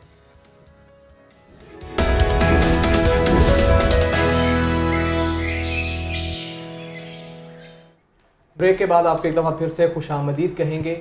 नाजरीन, फ़लस्तीन के मामले पर लेके, फ़लस्तीन में जो गज़ा की सूरत हाल है, जिस तरीके से वहाँ पर बम्बार्टमेंट हो रही है, तो पूरी मुस्लिम कम्युनिटी की जो है ना हमदर्दियाँ गज़ा के साथ हैं, और इस हवाले से बहुत सी NGOs गज़ा के लोगों तक रिलीफ पहुँचाने के लिए काम कर रही हैं। अच्छा, अभी तक जो डेटा सामने आया है ना, उसके मुताबिक जो इजराइल की बमबारी से जो अफराद बेघर हुए हैं, 15 लाख फ़लस्तीनी बताया जा रहा है कि ये तो वो है जो कि रिपोर्ट हो चुके हैं। अभी तो बहुत से ऐसे एरियाज़ हैं जहाँ पर इंटरनेट की एक्सेस नहीं है, लोगों को पता नहीं है, अभी भी मलबे के नीचे लाशें मौजूद हैं। रोज़ाना पहले जंगबंदी के लिए जो रोका गया था, वो 2 दिन का वक्फा रहा है। कुछ जो इजरायली यरगमाली थे हमास की जानिब से उनको रिलीज़ कर दिया गया है, लेकिन उसके बाद जैसे ये हुआ है उसके बाद जंगबंदी भी ख़त्म, उसके बाद जो एड आने का सिलसिला शुरू हुआ था, जो ट्रक्स आ रहे थे वो भी ख़त्म, वो भी बंद कर दिए गए हैं क्योंकि जो भी एंटर होगा उसको अटैक कर दिया जाएगा। इंतहाई मिजरेबल सूरत हाल है और ऐसे में बहुत सी एनजीओज फ़लस्तीनियों के लिए काम कर रही हैं, गज़ा के लोगों तक रिलीफ का काम कर रही हैं। इन्हीं में सबसे जो प्रोमिनेंट नेम है वो पेनी अपील है, जिसकी रिलीफ एक्टिविटीज़ हम देख रहे हैं गज़ा के अंदर ख़ास तौर पे। फिर जिस तरीके से वो लोग काम कर रहे हैं बड़े पैमाने पर ग्लोबली दुनिया के डिफरेंट ममालिक से, जहाँ पर लोगों को ना ट्रिब्यूट तो पेश करना चाहिए है, हम लोगों को इनका सहारा बनना चाहिए है, जो भी इस किस्म की एनजीओज में हमारे साथ फर्ज कफाया ये लोग अदा कर रहे हैं। और पेनी अपील के ही पाकिस्तान के कंट्री डायरेक्टर और करंट अफेयर्स प्रोग्राम के डायरेक्टर इसहाक इसरार साहब हमारे साथ मौजूद हैं। बहुत शुक्रिया इसहाक साहब, वेलकम टू न्यूज़ मॉर्निंग। इसहाक साहब, आप तो गुज़िश्ता 20-25 साल से रिलीफ का काम कर रहे हैं। हमने देखा कि अफगानिस्तान में जंग के हालात में भी आपने अपनी एक्टिविटीज़ वहाँ पर की। पेनी अपील इस वक्त गज़ा के लोगों की किस तरह मदद कर रही है, क्योंकि बॉर्डर्स भी बंद हैं, मिस्र के ज़रिए जहाँ पे रास्ता जाता है, तो वहाँ पर भी हम देख रहे हैं कि आप लोगों की जो टीम है काफ़ी एक्टिव है। इस वक्त आपका रिलीफ का काम कहाँ तक पहुँचा है? बिस्मिल्लाहिर्रहमानिर्रहीम। बहुत शुक्रिया वजाहत साहब मुझे मौका देने का। पेनी अपील मैं आपसे अगर कह दूं कि ये एक मिशन का नाम है और ये एक ह्यूमैनिटेरियन चैरिटी है। 36 उन ममालिक में हम काम कर रहे हैं जहाँ पे कहीं ना कहीं पे इंसानियत जो है वो कुछ मसाइल उसको दरपेश है। और जहाँ तक गज़ा का ताल्लुक है तो पेनी अपील पिछले 10 सालों से फ़लस्तीन में काम कर रही है। वहाँ पे जब भी हालात थोड़े बहुत ठीक भी होते तो हमने बड़े मसाजिद भी बनाए, हमने वहाँ पे यतीम बच्चों की कफालत भी की, स्कूल्स भी बनवाए और भी बहुत सारे हमने लाइवलीहुड के यानी कि लोगों को रोज़गार के हवाले से काम किए। अभी जो सिचुएशन बनी है उसमें बिल्कुल अभी थोड़ी देर पहले जो आपने कहा कि करीबन 15 लाख के करीब लोग जो है वो बेघर हो गए हैं और 15,000 से ज़्यादा, ये तो वो स्टेटिस्टिक्स हैं जो हमें बताए जाते हैं, और उसमें से भी 6,500 बच्चे वो शहीद हो गए हैं। इस तरीके से गज़ा का अगर आप गज़ा स्ट्रिप को अगर आप जोग्राफिकली देखें तो ये बहुत ही छोटा स्ट्रिप है। आप यूँ समझ लें 150 स्क्वायर किलोमीटर टोटल नहीं होगा और उसमें आबादी 2.2 मिलियन है, 22 लाख की आबादी है। तो आप सिर्फ सोच सकते हैं कि कितनी कंजस्टेड आबादी है। और जब ये आबादी पे सिचुएशन ह्यूमैनिटेरियन क्राइसिस आ गया तो उनके मसाइल क्या हो सकते हैं। इस वक्त हर घर अगर मैं कह दूं तो वो फ़लस्तीन में जो है वो डिस्प्लेस हो चुका है और एक ही रास्ता है, क्योंकि सारा कैप्चर उसको इसराइल ने किया हुआ है, तो एक ही रास्ता है और वो रिफा बॉर्डर है और कुछ जॉर्डन की तरफ से भी हो सकता है। पेनी अपील चूँकि हम हर लेवल पे प्रोटोकॉल्स का ख्याल रखते हैं, जितने भी इंटरनेशनल ह्यूमैनिटेरियन लॉज होती हैं, क्योंकि हमने कंटिन्यूस काम करना होता है और लोगों तक पहुंचना होता है। हमने थ्रू रेड क्रीसेंट, जो इजिप्शियन रेड क्रीसेंट है, उसके साथ हमारा बाकायदा एक मुआहिदा है। हम सामान सारा जितना भी लोग और हमारे डोनर हमें पैसे देते हैं, हम कायरो में यानी जो काहिरा है मिस्र का शहर, वहाँ पे हम तमाम प्रोक्योरमेंट सामान ख़रीदते हैं। वहाँ से हम वो इजिप्शियन रेड क्रीसेंट के हवाले कर देते हैं। इजिप्शियन रेड क्रीसेंट उसको रिफा बॉर्डर तक लेके जाता है और आगे फिर फ़लस्तीनियन रेड क्रीसेंट के हवाले किया जाता है। फिर गज़ा के अंदर हम, चूँकि मैंने आपसे कहा कि 10 साल से हम वहाँ पे काम कर रहे हैं, तो हमारी अपनी टीम्स भी हैं। वहाँ पे लोकल जो छोटी छोटी तंजीमें हैं उनके साथ भी हम काम कर रहे हैं और वहाँ पे यूनाइटेड नेशंस ने कैंप्स बनाए हुए हैं। आपको पता है जिस तरह यहाँ पे IDPs कैंप्स वगैरह बने थे, उसी तरह वहाँ पे भी है, लेकिन वो बहुत ज़्यादा कंजस्टेड है, ओवर क्राउडेड है। जहाँ पे 10,000 लोगों की गुंजाइश है, वहाँ पे 2 लाख लोग हैं, 4 लाख लोग हैं।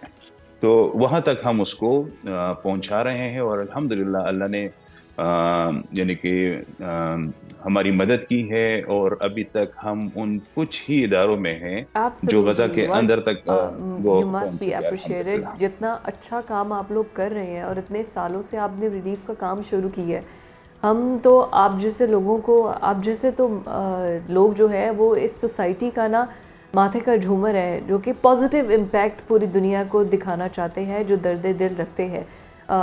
बट सर, अभी जो पेनी अपील है जिस तरह से रिलीफ का काम कर रही है, मैं चाहूँगी कि एक तो वो जो कि किस तरह से अपने जो अतियात है वो आप तक पहुँचा सकते हैं, और सेकेंडली अभी सबसे ज़्यादा आपको हर्डल्स कहाँ पर आ रही हैं। अब जैसे रफ़ा बॉर्डर से पहले ये था कि फ़लस्तीनियों के लिए एड का सामान ले जाया जा सकता था, इसके अलावा मतलब क्या सामान वहाँ तक पहुँचाने के अलावा ऐसी कौन सी चीज़ें हैं जो कि इमीडिएटली चाहिए हैं फ़लस्तीनियों को, और आप क्या अक़वाम मुत्तहिदा के साथ, इन सब के साथ I am sure, pretty sure कि आप इंटरलिंक तो होंगे इंटरनेशनली, ये और एनजीओज आपके साथ किस तरह से रिस्पॉन्ड कर रही हैं? जी बिल्कुल। इम्पोर्टेंट बात तो ये है कि ये सारा एक प्रॉपर मैकेनिज्म यूनाइटेड नेशन की ही का बनाया होता है, जिसको हम ह्यूमैनिटेरियन क्लस्टर मैकेनिज्म कहते हैं। और ये कायरा में आप यूँ समझ लें हर हफ्ते तमाम जो भी इदारे काम करते हैं उनकी एक प्रॉपर मीटिंग होती है, और फिर बताया जाता है कि कौन सी किस चीज़ की ज़रूरत है और कहाँ पे उसको कैसे जो है हम रिस्पॉन्ड कर सकते हैं। तो आपकी बात जो अक़वाम मुत्तहिदा के साथ और तमाम गवर्नमेंट एजेंसीज़ के साथ, वो बिल्कुल हम इन लाइन होते हैं, और उसके बगैर जो है इतना बड़ा रिस्पांस आप नहीं कर सकते हैं। इस वक्त जो लोगों को ज़रूरत है, आप यकीन करिए लोगों के पास पानी नहीं है, उनके पास एक वक्त का खुराक बड़ी मुश्किल से उनको पहुंच रहा है, ठीक है ना।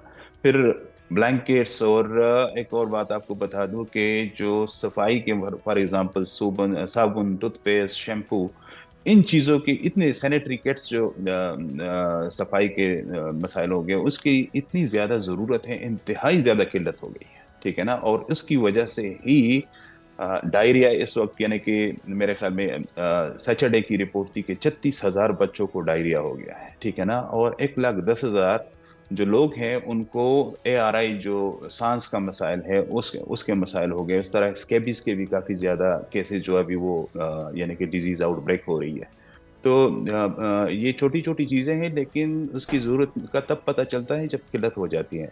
और पिछले अरसे में थोड़ी सी जब ये सप्लाई खुल गई, तो ये हो गया कि अब जो वेस्टर्न बेल्ट है वहाँ पे गज़ा के 2 स्टेप्स हैं, एक गज़ा है, दूसरा जो है फ़लस्तीन का वेस्टर्न बेल्ट है। तो वहाँ पे अब सप्लाईज कुछ ना कुछ पहुँच गई है, और लोगों को इनसाइड गज़ा भी चीज़ें मिल रही हैं।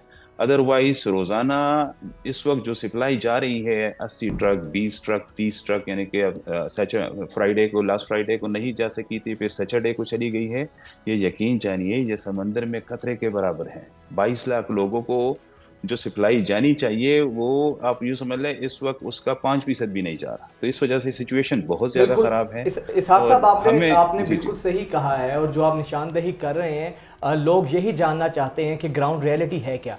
अच्छा, आप लोग अब तक कितना रिलीफ का काम कर चुके हैं, और आपको कहाँ का हर्डल्स आ रही हैं वहाँ के लोगों तक सामान पहुँचाने के लिए, जो भी राशन है या जो भी रिलीफ रेमेडीज़ हैं?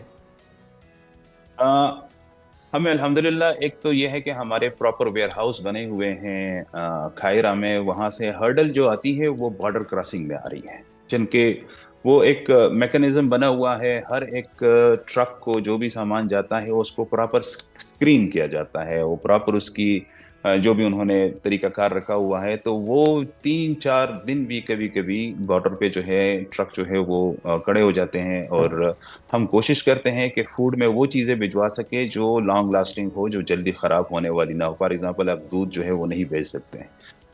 तो इस वजह से हम कोशिश कर रहे हैं कि वही चीज़ें हो जो जिसमें कम से कम अगर 10 दिन 15 दिन भी लग जाएं वहाँ तक पहुँचने में, तो वो चीज़ें ख़राब ना हो। और ये सबसे बड़ा बैरियर है इस वक्त। और दूसरी बात ये है कि इस वक्त हमारा जो मेजर फोकस है वो फूड है। फिर हम ब्लैंकेट्स, स्पेशली जो आजकल सर्दियाँ आ रही हैं, तो हमारा फोकस अब कंबलों पे काफ़ी ज़्यादा बढ़ गया है। और उसके साथ साथ आपको पता है कि वहाँ पे हॉस्पिटल्स को बहुत ज़्यादा निशाना बनाया गया, और मेडिकल सप्लाईज की बहुत ज़्यादा ज़रूरत है। स्पेशली जो लोग माजूर हो गए हैं या जिन लोगों को डिसेबिलिटी का सामना है या बुजुर्ग हैं, तो साथ साथ वो कंपोनेंट्स भी हम इस वक्त कवर करने की कोशिश कर रहे हैं, वो कि अभी हमारी प्रोक्योरमेंट चल रही है, और इंशाल्लाह अगले 2-3 हफ्तों में वो भी हम डिलीवर कर लेंगे। सबसे इम्पोर्टेंट चीज़ ये है कि हमें लोगों की ज़रूरत है, हमें अपने लोगों की ज़रूरत है कि वो हमारे साथ हाथ मिलाएं, हमारे कंधे से कंधा मिलाएं, ताकि हम ये रिलीफ वर्क हम ये कंटिन्यू रख सकें, जारी रख सकें। और हम कुछ नहीं कर सकते तो जो हमारे भाई बहन उस वक्त मुसीबत में हैं, हम एटलीस्ट उस तक अपना एक फरीजा समझ के उनकी मदद कर सके। और वो पेनी अपील पाकिस्तान में हमारा bank account information I hope आपके पास होंगी, तो उसके थ्रू किया जा सकता है। अगर आप यूके में हैं तो यूके में भी हमारा यहाँ पे बाकायदा ऑफिस है, तो यहाँ से भी डोनेशन दी जा सकती है।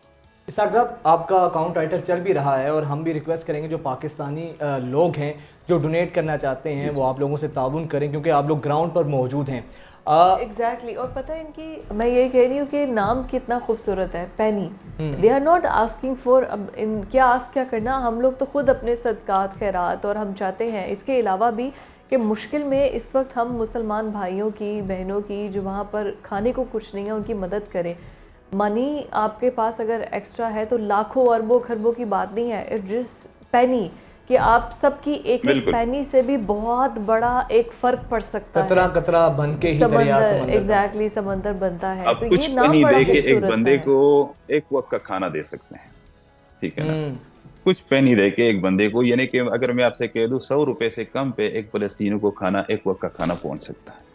तो आजकल आप खुद सोचे कि ये पैसा हर कोई दे सकता है, और इसी वजह से हम पेनीज में ही लोगों से कहते हैं कि आपको बहुत बड़े इससे फंड ज्यादा देने की पॉकेट जरूरत मनी नहीं तो है। हमारे बच्चे डेली यूज कर लेते हैं। हाँ, आपको बिल्कुल ज्यादा फंड देने की, यानी कि अगर आप थोड़े से शुरू करें, चेंज आएगा। जब 100 लोग मिलेंगे तो 100 लोग अगर इतने पैसे देंगे तो 100 लोगों को खाना मिलेगा, या 100 वक्त का खाना मिलेगा एक बंदे को।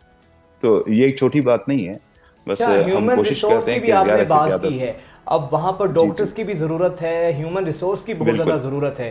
तो इसाक साहब, इस ज़िमन में आप लोग क्या काम कर रहे हैं? जो व्यूवर्स हमारे देख रहे हैं, कोई उनसे आप अपील करना चाहें या कोई बात आप इस बारे में करना चाहें कि इस ज़िमन में आपकी क्या काविशें?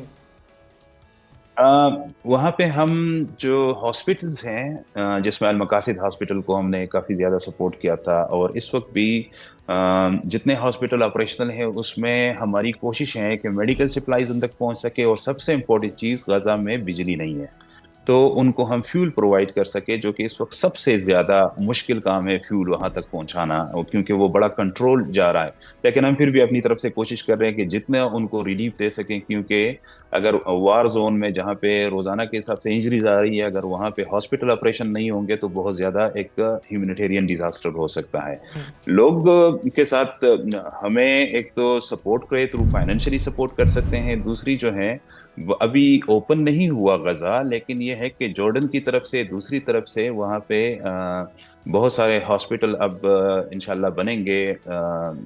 जो यूएई गवर्नमेंट है उसने भी कह दिया है कि वहाँ पे एक हॉस्पिटल बनेगा, तो वहाँ पे डेफिनेटली वॉलंटियर्स की ज़रूरत होगी, और उसमें यंग डॉक्टर्स हो सकते हैं, वहाँ पे नर्सेज हो सकती हैं, वहाँ पे दूसरे ह्यूमैनिटेरियन वर्कर्स हो सकते हैं। इस तरह कायरो में हमारे पास एक वॉलंटियर्स की अल्हम्दुलिल्लाह एक फौज है, और वही हमारा सारा काम। इसाक साहब, टाइम कम है, लास्टली बस ये बता दें कि जो लोग आपको देख रहे हैं उनसे कोई अपील करना चाहें, कुछ कहना चाहें फ़लस्तीन के हवाले से, या जो आपको डोनेट करना चाहते हैं, कोई लास्ट मैसेज? जी जी बिल्कुल। फ़लस्तीन ये हमारा क़िबला अव्वल है, और इस वक्त हमारे बहन भाई और बच्चे जिस मुसीबत में हैं, मेरे ख्याल में इसमें ये ज़रूरी नहीं है कि आप कितना सपोर्ट कर सकते हैं, ये ज़रूरी है कि आप हमारे साथ सिर्फ इस काम में, कार खैर में आप हमारा साथ दें, आप हमारे लिए दुआ करें, आप हमें फाइनेंशियली सपोर्ट करें। बेशक वो एक छोटी सी अमाउंट हो, हम वो रकम आपका पाकिस्तान से उठा के हमारे जो फ़लस्तीनी बहन भाई है उनके दिलहीज पे उनको पहुंचा के उनको खुराक या जो भी उनको ब्लैंकेट्स की जरूरत होगी, दूसरी होगी, वो इंशाल्लाह हम प्रोवाइड करेंगे, और आप अपना हिस्सा उसमें जरूर डालें। बिल्कुल, और यही काम है, बजाय कि हम लोग शिकवाए जुल्मत शब का रोना रोएं, अपने हिस्से का काम करें, अपने हिस्से की शमा जलाएं, जैसे आप लोग कर रहे हैं, बाकी एनजीओज कर रही हैं। बहुत शुक्रिया इसाक इसरार साहब आपके वक्त का। नाज़रीन, फ़लस्तीन ना सिर्फ मुस्लिम उम्मा के साथ उसका ताल्लुक है ही, हमारा क़िबला अव्वल वहाँ पर मौजूद हैं। हम लोग वहाँ पर जा तो नहीं सकते हैं, लेकिन हमारा छोटा सा माली इसार, थोड़ी सी फाइनेंशियल सपोर्ट उनके लिए बहुत ज़्यादा रिलीफ का बाइस बन सकती है। हमें जाना है ब्रेक पर, स्टे विद अस।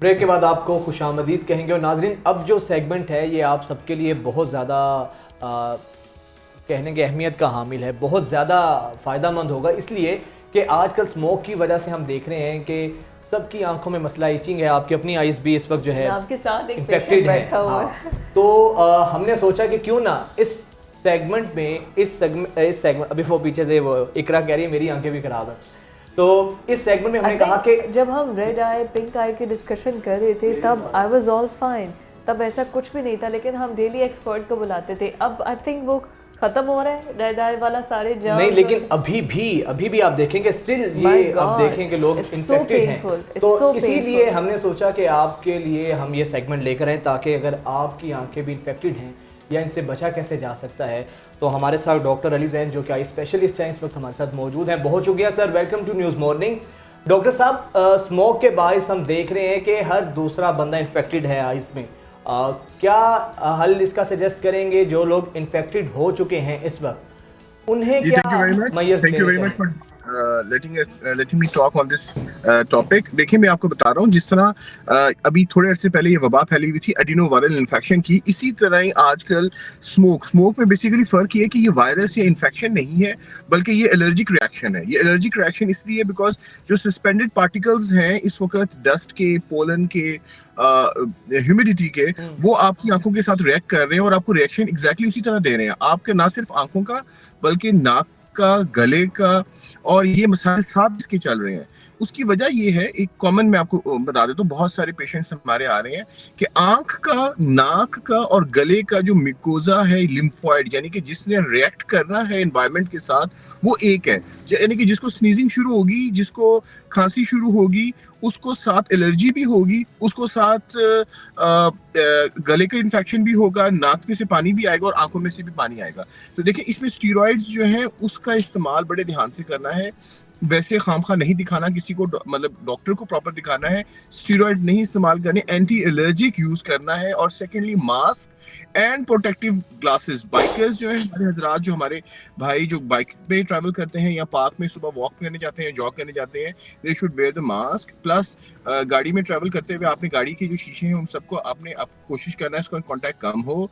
बाइक पर चलते हुए सन ग्लासेस या आपने प्रोटेक्टिव गियर लाजमी पहनना है ताकि एनवायरमेंटल एक्सपोजर कम हो। जितना एक्सपोजर कम होगा, रिएक्शन कम इंसाइट होगा, तो हमारे पास चांसेस इस चीज के बहुत ज्यादा हैं कि हम इस चीज से बच जाएं। क्योंकि अभी ये जनवरी फरवरी तक ये चीज चलेगी टिल कि हमारी ये जो आपकी रेन है और इससे एनवायरनमेंट चेंज नहीं होता, उस वक्त तक दिस हैज टू कंटिन्यू।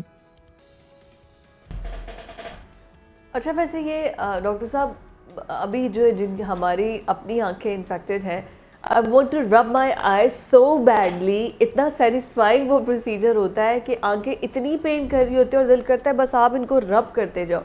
अब इसका क्या करें? अब ये रबिंग, ये ड्राइनेस, ये इचीनेस, ये इतना पेनफुल है। ये जो आपको बता रहा हूँ ना, फर्स्ट ऑफ ऑल ये जो रेडनेस है सेकेंडरी टू एलर्जी, मैंने कहा ये इन्फेक्शन नहीं है। लिहाजा इसमें सबसे बड़ा जो स्टिमुलस आता है वो पेशेंट को कि ही फील लाइक रबिंग हिज और हर आई, और वो जितना ज्यादा रब करता है उतना ज्यादा सुकून मिलता है, और उसकी वजह से वही रिएक्शन दोबारा और इनसाइड पर इनसाइड करता जाता है, और फिर उसके बाद कंजेशन शुरू हो जाती है और रेडनेस शुरू हो जाती है और पेशेंट को लगता है कि इसकी आंख बड़ी स्केरी हो गई है और उसकी लिड्स ऊपर और नीचे से स्वेल करना शुरू हो जाती है। तो ऐसी कंडीशन के अंदर, जिस तरह मैं अभी फरमा रहा हूँ, एंटी एलर्जिक ड्रॉप्स, ठीक है, ऑलपेटेडिन सॉल्ट होता है, ऑलपेटेडिन सॉल्ट या एंटी हिस्टामिन ड्रॉप्स, जिस तरह ये वो दो सॉल्ट्स एंड केमिकल्स हैं जो सेफ हैं, जो आप पूरा महीना भी इस्तेमाल कर सकते हैं। ड्रॉप्स डाल सकते हैं, ओरली खा सकते हैं, ऑलपेटेडिन और साथ एंटी हिस्टामिन, ये केमिकल्स हैं जो आप यूज कर सकते हैं, जिसके साथ और इसके मुख्तलिफ ब्रांड्स के साथ ही आते हैं।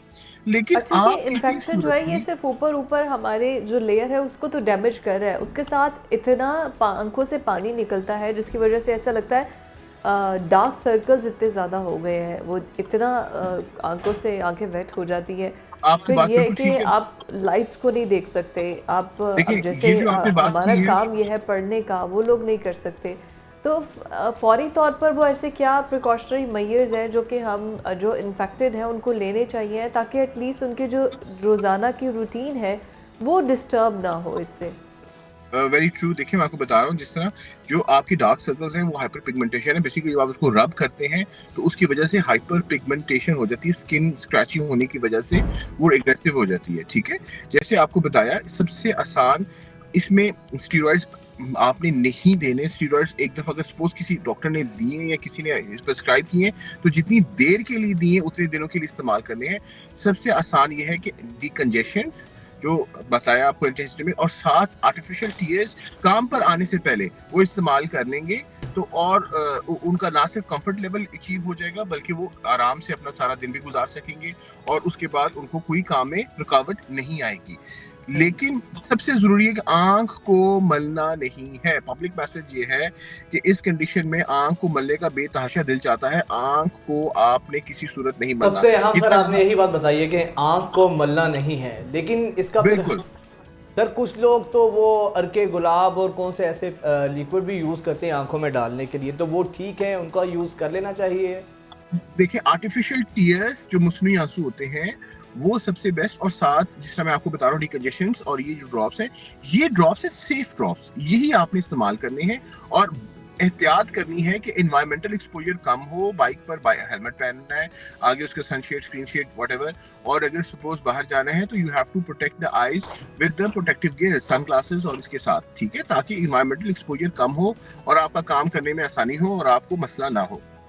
बिल्कुल सही कहा। अच्छा सर अब ये बता दीजिएगा, इससे चलें जो लोग, ये तो उनके लिए था ना जिनकी आईज इन्फेक्टेड हो चुकी हैं, अब हम इससे कैसे बच सकते हैं? घरों से बाहर ना निकलें, काम करना है, पैसा कमाना है, पढ़ना है, बाहर भी निकलना है, तो क्या ग्लासेस यूज़ करें? उसके लिए हमें क्या मेजर्स लेने चाहिए?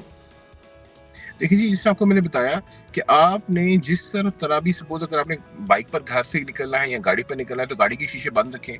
बाइक पर निकलना है तो आपने अपने आंखों के आगे हेलमेट पहनना है ताकि आपकी आंख के साथ ये सब environment, pollens are inside the environment, the smoke particles are inside the environment, the small particles, dust particles suspended, they are in the particle, all the allergens and the initiating substance are inside the environment. So environmental exposure से prevent करेंगे तो होगा नहीं, अगर हो गया तो decongestants वगैरह इस्तेमाल करें और एंटी एलर्जिक वगैरह इस्तेमाल करें। और उसके बाद अगर ये वायरस नहीं है, this is not an infection, this is not an infection, this is an allergy. जो एलर्जी है वो डिफरेंट है, इन्फेक्शन डिफरेंट है। पहले इन्फेक्शन था जिसमें एंटीबायोटिक का भी रोल था और किसी हद तक पेशेंट्स को आपने उस हिसाब से भी क्वारंटीन भी करना था कि किसी और को पेशेंट को ना आ जाए। ये जो है ये एलर्जी है, प्योर एलर्जी है। आप उसको सही तरह इसको इस्तेमाल करेंगे, मैनेज करेंगे तो पेशेंट अगले दिन बिल्कुल ठीक होगा और वो अपने काम पर, और काम पर आने से पहले और आकर भी आपने जिस तरह देखिए, मैं जब एंटी वायरल और इसके ऊपर पिंक आई के ऊपर बात करता था या काम करते थे, हम आपको कहते थे कि आपने जो बंदा जिसको इन्फेक्शन होगी उसको आप छुट्टी दे दें, वो पूरे वरना आपके डिपार्टमेंट को खराब कर देगा और सबको इन्फेक्शन दे देगा। ये जो है ये चीज डिफरेंट है। अगर आपकी आंखें रेड हो रही है छुट्टी दे देनी चाहिए है जिन आईज इफेक्टेड है। अगर हमने छुट्टी दे दी तो सर हमारा तो आधे प्रोग्राम का डिपार्टमेंट छुट्टी पे चला जाएगा। मैंने ये बताया ना, वो पिंक आई डिफरेंट है, वो पिंक आई डिफरेंट है, ये रेड आई है, this is secondary infection. That is really good कि आप बजाय कि बाकी सबको भी इन्फेक्टेड हो इससे, वो अलग चीज है। पिंक आई समथिंग डिफरेंट। वो पिंक आई जो थी वो वायरल इन्फेक्शन थी, ये एलर्जी है, ये एलर्जी है सेकेंडरी टू पोलन्स। लिहाजा इसमें किसी को क्वारंटीन नहीं करना, किसी को साइड पर नहीं करना, किसी को छुट्टी नहीं देनी, लेकिन उसको सिर्फ ये है कि ये ड्रॉप्स और जो मैंने बताया आपको ऑन एयर, वो ड्रॉप्स आपने उनको देने लाजमी, और उसको थोड़ा सा रेस्ट देना है इस लिहाज से कि उस बेचारे की आंखों बिल्कुल सही रेस्ट देना है। और यही वो मेजर्स हैं जिनकी डॉक्टर साहब ने अभी निशानदेही की है, इन्हीं को हम अडॉप्ट करके अपनी आंखों को बचा सकते हैं, अपने कामकाज कर सकते हैं। बहुत शुक्रिया डॉक्टर साहब आपके वक्त। नाज़रीन हमें इजाजत दें, इंशाल्लाह अब कल आपसे मुलाकात होगी। बहुत सा ख्याल रखिएगा। अल्लाह।